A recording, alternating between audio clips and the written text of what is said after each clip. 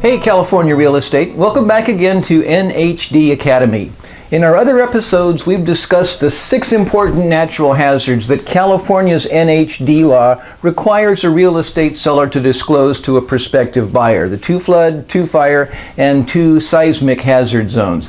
Those are state-level disclosure requirements, but regulatory natural hazard zones also exist at the local level in the safety element of the city and county general plan. I'm Patrick McClellan, your host for this episode of NHD Academy, a video series for California real estate agents and consumers.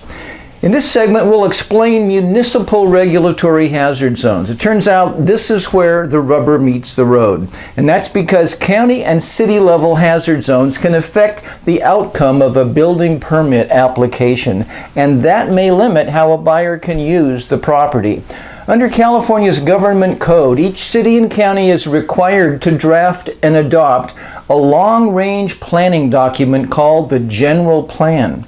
It maps out how the community will safely grow and regulate land use within its jurisdiction. The chapter of the General Plan called the Safety Element identifies and typically defines natural hazard zones, and the local planning and building department regulate development within those zones. The municipal hazard zones often cover flood, fire, and seismic hazard, as does California's NHD law, but the local zones typically differ in detail, and that's because city and county planners have a sharper focus on the safety of their own immediate community.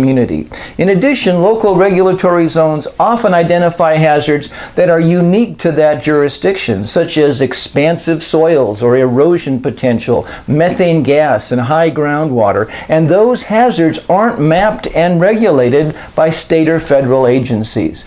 These county and city regulatory zones can limit how private property may be used or whether a building permit is approved or denied. So it's important that the seller disclose the local hazard zones in the safety element along with the regulatory hazard zones the state requires under California's NHD law. And it's better for all parties that those local hazard zones and their possible constraints on property use are discovered before the close of escrow rather than afterward, when an unhappy buyer might learn about them at the building permit counter. So a question: does your NHD report disclose regulatory zones from the general plan safety element? How can you be sure?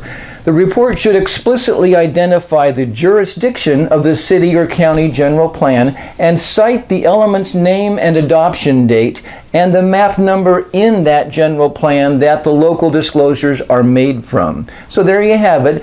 The natural hazard zones in the city and county general plan safety element. They're important to disclose because they can limit the buyer's use and enjoyment of the sale property. These local zones are regulatory. They guide land use within the municipal jurisdiction, and they can be enforced on development through the building permit process.